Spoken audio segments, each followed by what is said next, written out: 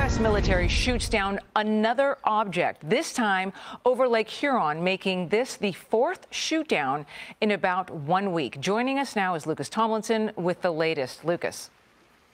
Well, good afternoon. This is the fourth time in 8 days the U.S. military has shot down an object over North America, certainly unprecedented in the history of this country. We just learned some new details from Michigan Congressman Jack Bergman, of course, a retired Marine Corps three-star general and former CH-46 pilot, which Joey knows all about, of course. He says this a U.S. Air Force F-16 fighter jet shot down a mysterious octagonal object over Lake Huron earlier today using a Sidewinder missile. That object flying at 20,000 feet. That's notable because that's much lower than those two objects shot down over the past 2 days. This is now the third object shot down in the past 3 days, guys, starting on Friday when an object was shot down over the north coast of Alaska, as you see here on this chart, right on the northern coast of Alaska. That search for the debris has been hampered by rough weather. It's minus 20 degrees up there. It's very, very difficult. And then, of course, yesterday, another object was blasted out of the sky by a U.S. Air Force F-22 Raptor. It's notable that it was a U.S. Air Force jet shooting this thing down over the skies of Canada and Canadian airspace. That was on joint orders from President Biden and Canada's Prime Minister. And just as we know now, just moments ago, a U.S. Air Force F-16 fighter jet shooting down this object over Lake Huron. And of course, this came just hours after some airspace over Lake Michigan had been closed because they thought they detected something. But then NORAD and the FAA lifted that restriction. We don't know if that's because this object had passed through there. Obviously, Lake Michigan, Lake Huron are very close together with the state of Michigan in between. And as you see on the map there on the left side, radar anomaly, just hours after that shoot down of the object over Canadian airspace yesterday, the FAA closed some airspace down over Montana, right near the border with Canada, of course, near Malmstrom Air Force Base, home to some U.S. nuclear missile silos. F-15 Eagles were scrambled from Portland, Oregon. They went in, they didn't see anything, and the NORAD later put out a statement, guys, saying it was a radar anomaly, essentially saying this is a false alarm. However, Senator John Tester from Montana was on CBS this morning. He believes there was and is something up there. Now, Montana around this area is about 1,500 miles to Lake Michigan, Lake Huron. It's not immediately clear, was this the same object? You know, these flying objects have not been traveling very quickly. Of course, when you go back over a week ago, you had that gigantic 2,000-pound Chinese spying apparatus that was shot down off the coast of South Carolina, also by an F-22 Raptor, that one out of Langley Air Force Base. So just one more time, this is the fourth time in 8 days the U.S. military has shot down an object over the skies of North America, guys. Okay, and thank you, Lucas. And I can imagine folks at home are wondering, you know, first of all, we don't know where the other three are from, where their origins, right. Correct. Okay, correct. But also you've got to wonder, you know, how can any of these be used to harm us in any way? Are these enemy states testing our perimeter and testing? There are a lot of questions that are coming up, I imagine, for Americans. Right, Alicia. One thing that's very notable, it appears that these three objects that have been shot down over the last 3 days all were able to penetrate U.S. airspace. They were not detected until they were already inside this country. That is very concerning for military officials. Of course, we heard from NORAD's commanding general, General Van Herk, who called it essentially a blind spot. I think he called it a domain awareness gap, a little bit of Pentagonese there. But bottom line is it's a blind spot. But, you know, not unlike the Super Bowl, most of us are about to watch this evening, you know, what do countries, adversaries look for? They look for these blind spots. They look to exploit, and that is what appears to be happening. However, once again, just a word of caution.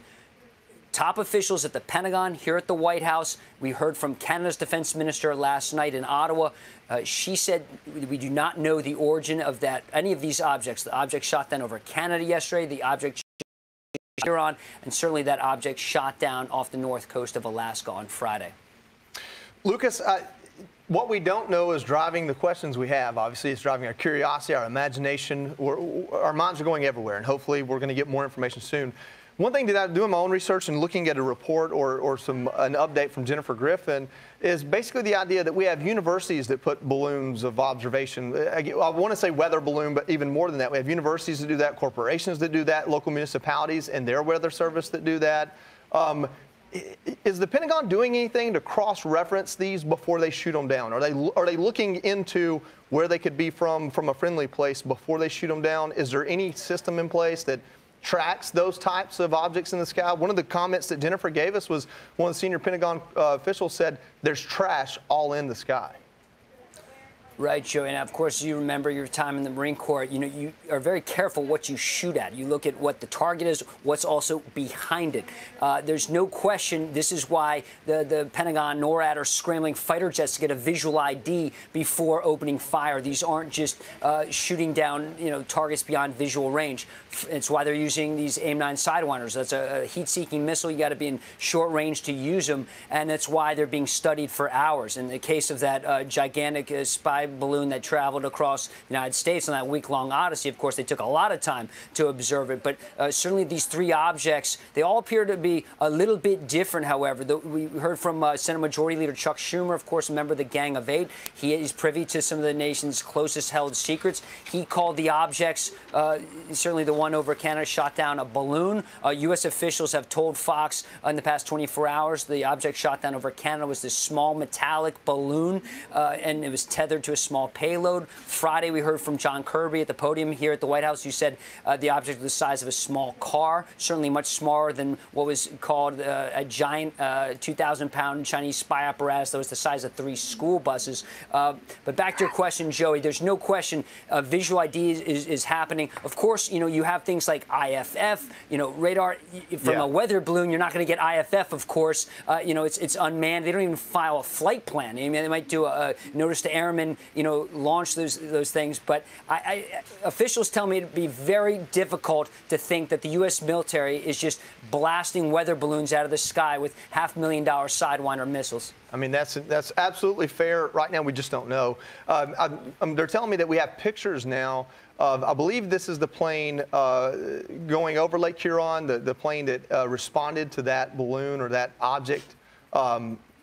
Could be an airliner, let's be fair. I mean, that's really far away. Yeah. But yeah, it is notable, that Congressman Jack Bergman is a former Marine Corps 3-star general. He flies CH-46s. Joe, or about there, probably taking a few rides back in your day on those sea nights. He knows what he's talking about when he said it was a U.S. Air Force F-16. That's notable, of course. A lot of F-16s in the Air National Guard.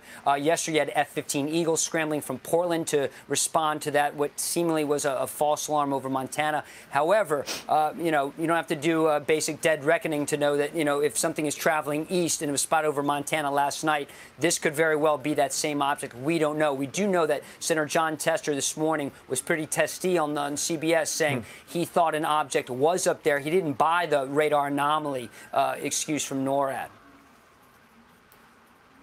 Lucas, we also have a tweet from Montana Congressman Matt Rosendale saying, I'm in constant communication with NORCOM, and they have just advised me that they have confidence there is an object and is not an anomaly. I'm waiting now to receive visual confirmation. Our nation's security is my priority. Obviously, you've got congressmen from this region that are sounding the alarm. Their constituents, I know because I'm from the Midwest, I'm from South Dakota, their constituents probably are not very used to this kind of activity happening over their airspace. So my question for you is this. Is it now, because we saw this Chinese spy balloon last weekend was visible to the naked eye? Now we've got these other objects that may or may not be visible to the naked eye.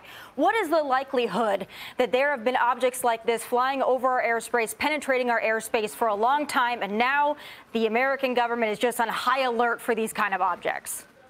Well, I think there's no question. By the way, that tweet by Congressman Rosedale, he was obviously very fired up and was not buying that statement from NORAD last night that called this a radar anomaly, seemingly a false alarm. He was very convinced, based on conversations he had been having with officials, that this was a real target, a real contact in the sky. And it appears, if it's the same contact that it now headed east, that he was correct.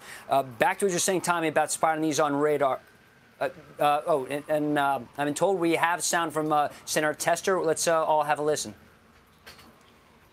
The truth is that there was an anomaly, and they've investigated. I think it got dark last night, so they couldn't fully check it out. What's gone on the last, 2 weeks or so, 10 days, has been nothing short of craziness. And the military needs to have a plan to not only determine what's out there, but determine the dangers that go with it.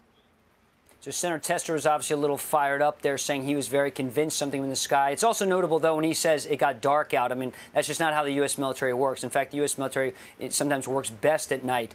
Certainly, we're trying to get a visual ID. Of course, that's more challenging. But it's not like our pilots don't have nods and can't see at night. The U.S. military is an all-weather service, can see at any time.